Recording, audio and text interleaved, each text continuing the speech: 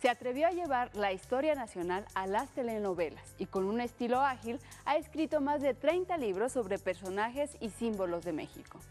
José Manuel Villalpando se ha embarcado en lo que pareciera una difícil misión: acercar el conocimiento a hombres y mujeres, niños y ancianos, sin importar su condición económica o ubicación geográfica. ¿Cómo volver popular la historia? ¿Cómo contar los hechos de nuestro pasado de una forma que atraiga el interés de una gran mayoría que no está acostumbrada a leer? Acompáñenos a platicar en corto con José Manuel Villalpando, un singular y destacado historiador, quien se convierte en protagonista cuando de contar historias se trata. Nacido en la Ciudad de México el 4 de octubre de 1957, José Manuel Villalpando César encontró pronto en el conocimiento su pasión.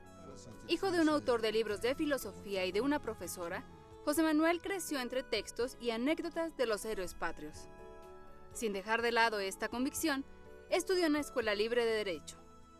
En 1988 fue nombrado coordinador de investigación histórica de la prestigiosa editorial Clio, proyecto encabezado por el historiador Enrique Krause.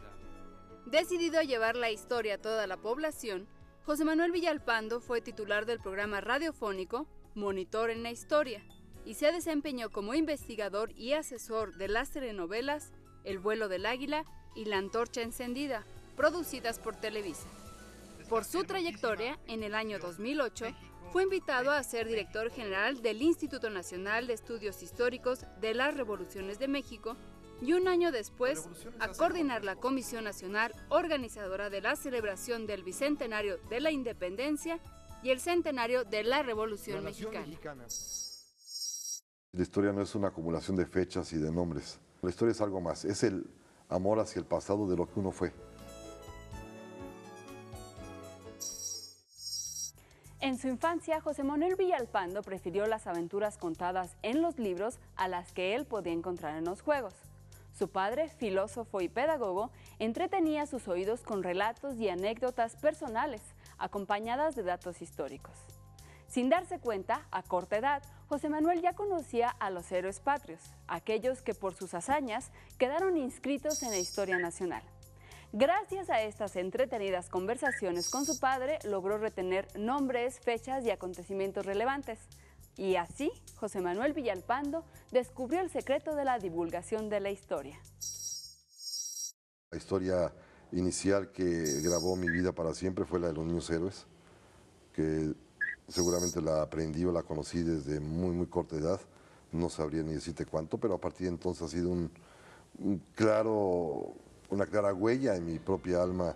El verdadero acto heroico no fue tanto el morir por la patria, sino que fue la decisión juvenil, casi infantil, de quedarse a unas sabiendas de que no tenían obligación y que los mandaban a su casa, de quedarse a defender su colegio, por lo tanto quedarse a defender a México y ser capaces, como lo fueron algunos de ellos, de morir cumpliendo un compromiso personal e íntimo que es la patria antes que nada. Viví la historia en casa. Yo recuerdo cómo mi papá sazonaba todas las conversaciones familiares infantiles con ejemplos históricos, con narración histórica, con anécdotas, con el recuerdo de personajes, ya sea comiendo en la mesa de la casa, ya sea paseando en cualquier punto, cualquier cosa que llamaba su atención era inmediatamente un referente para hablarme de historia. Y entonces yo crecí en realidad escuchando historia, más específicamente sobre ciertas áreas del conocimiento específico de mi papá, como son la filosofía y la pedagogía, pero sin embargo no escatimó nunca la formación histórica patria, que para él es muy importante y para mí lo fue también desde muy niño. Convencido de su vocación, pero con la claridad de que ser historiador no le abriría camino en otros ámbitos, José Manuel Villalpando estudió leyes en la Escuela Libre de Derecho.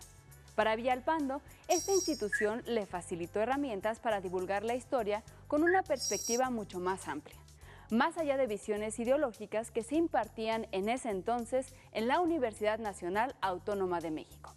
Así, en su formación aprendió distintas visiones, incluida la de su padre. Yo hubiese querido estudiar historia.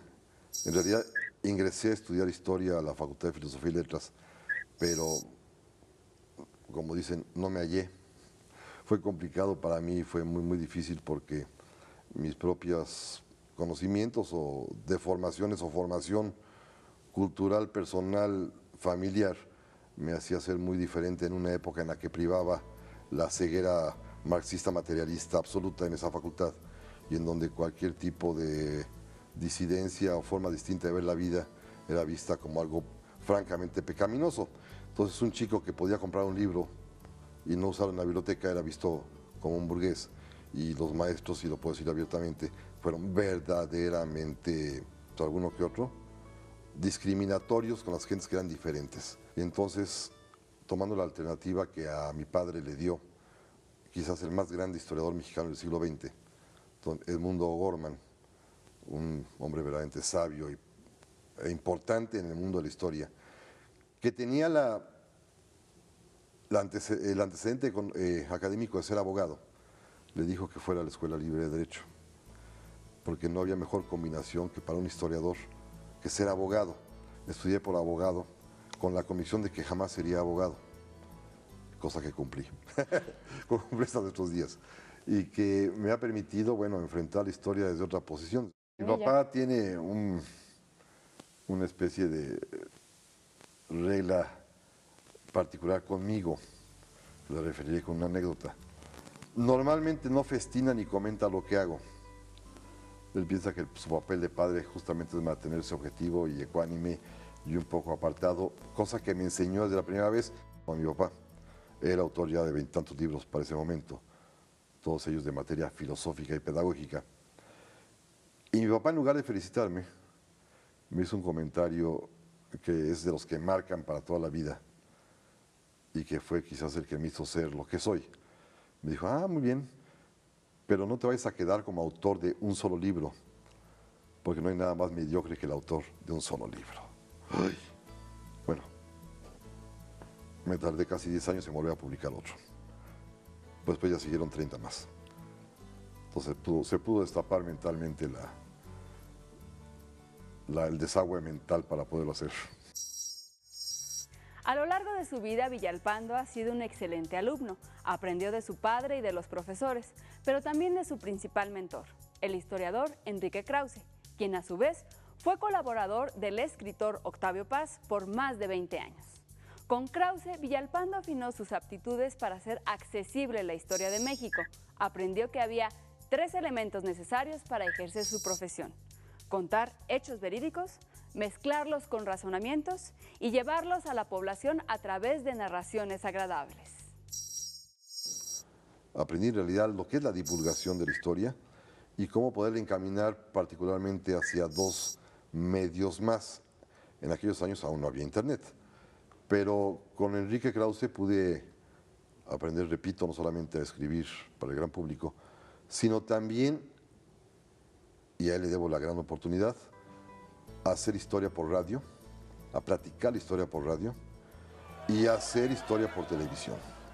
Con Enrique Krause quizás la mayor experiencia personal mía fue el que me haya concedido la oportunidad de aprender y desarrollar la forma, de alguna manera no original, pero sí interesante, mexicana. ¿No dudó usted o no hubo cierta reticencia a presentar, colaborar en proyectos como las telenovelas? No, al contrario, porque conociendo esa realidad pensé que la mejor manera de vencer es unirse y desde adentro hacer el trabajo. Si la montaña no viene, hay que ir a la montaña, ¿no? Entonces, bueno, la guerra hay que hacerla por dentro. Como no se puede ir en contra de la cultura televisiva, de pronto no se puede hacer eso. No hay forma de vencer. Más vale montarse en la cultura televisiva y comenzar desde adentro y maniobrar. Y creo que el éxito fue bastante más de lo que se esperaba. ¿Cuál ha sido el personaje o la historia en sí que más le ha conmovido?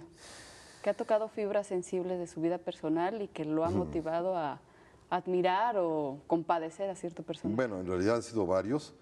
Yo he visto a la historia como un ejercicio profundo de cariño hacia mi patria, hacia sus hombres y sus mujeres, y me he centrado particularmente en el estudio del siglo XIX, en donde hay un desfile y un elenco de personajes que a mí se me hacen verdaderamente prodigiosos, desde el propio Miguel Hidalgo y Costilla, Morelos, pasando por los niños héroes que ya comenté hace un momento, o Antonio López de Santana, a quien he dedicado también un buen rato, o Maximiliano y Carlota, o don Porfirio, o don Benito y doña Margarita, que quizás sean mis personajes preferidos. En su caso, si hubiera una máquina del tiempo y le permitiera regresar o vivir en una época, ¿a dónde se iría? Yo me moriría por estar en la madrugada del día 16 de septiembre de 1810 en Dolores. Pude estar 200 años después, el mero día en la madrugada, pero me hubiera gustado estar 200 años antes. Yo daría la vida por estar el día 13 de septiembre de 1847 en Chapultepec y daría la vida por estar el 19 de junio de 1867 en Querétaro. En sus más de 40 años de carrera, José Manuel Villalpando ha sido blanco de críticas en ciertos sectores. Algunos académicos lo consideran un hombre gustoso de promoverse en los medios de comunicación para divulgar una visión no siempre conservadora de la historia de México. A pesar de las críticas, Villalpando está decidido a acercar el conocimiento a través de libros, cuentos o medios electrónicos, pues está convencido que con impulsar el aprendizaje a nivel nacional, contribuye al crecimiento de nuestro país. Todas las críticas, y bueno, dicen que luego son muy vanidosos en este aspecto, las críticas, cuando critican mi trabajo personal como historiador, me hacen pensar un poquito en Don Quijote y en Sancho. Ladran Sancho, decía Don Quijote, luego cabalgamos. Entonces eso me hace reír un poco. Pero es que las críticas van en dos sentidos. La parte, digámoslo así, que quieren hacerla seria, y la parte que es un poquito de coraje. Esta última se refiere a que, como hace poquito todavía se acaba de publicar, soy omnipresente en mis libros porque estoy en todas partes. Bueno, yo no tengo la culpa que a la gente le gusta lo que escribo, entonces evidentemente hay cierta molestia por el éxito comercial que puede uno tener al escribir como uno escribe. Y la otra parte se refería, como alguna vez me lo espetaron en un evento público en la Universidad Nacional, a que no tengo, o mi falta de compromiso como historiador. Dije, no, yo estoy comprometido conmigo mismo por decir lo que yo creo. ¿Qué le falta por hacer? ¿Qué me falta por hacer? Bueno, me faltan varias cosas. Profesionalmente hablando, quiero escribir hasta el último día de mi vida. Yo tengo 54 años, voy a cumplir 55, espero que Dios me premie o me conceda muchos años más, pero no quisiera dejar de escribir jamás, tengo muchos libros que hacer. La historia que marca profundamente y que permite que quien la padece como una enfermedad, siempre piense uno en términos históricos, pero si algo le agradezco yo a la historia es que de ella derivo el amor a mi patria. José Manuel Villalpando sigue dispuesto a seducir a los mexicanos con relatos sobre nuestra historia, a encontrar esos pequeños detalles que para muchos son insignificantes, pero que para él son el inicio de una interesante narración. Su objetivo es promover la cultura, pero al mismo tiempo provocar el amor por la patria. Le agradezco su compañía y lo invito a que nos acompañe en una próxima emisión de En Corto, en la que conoceremos las vivencias, retos y logros de otro personaje que trasciende en la historia de nuestro país.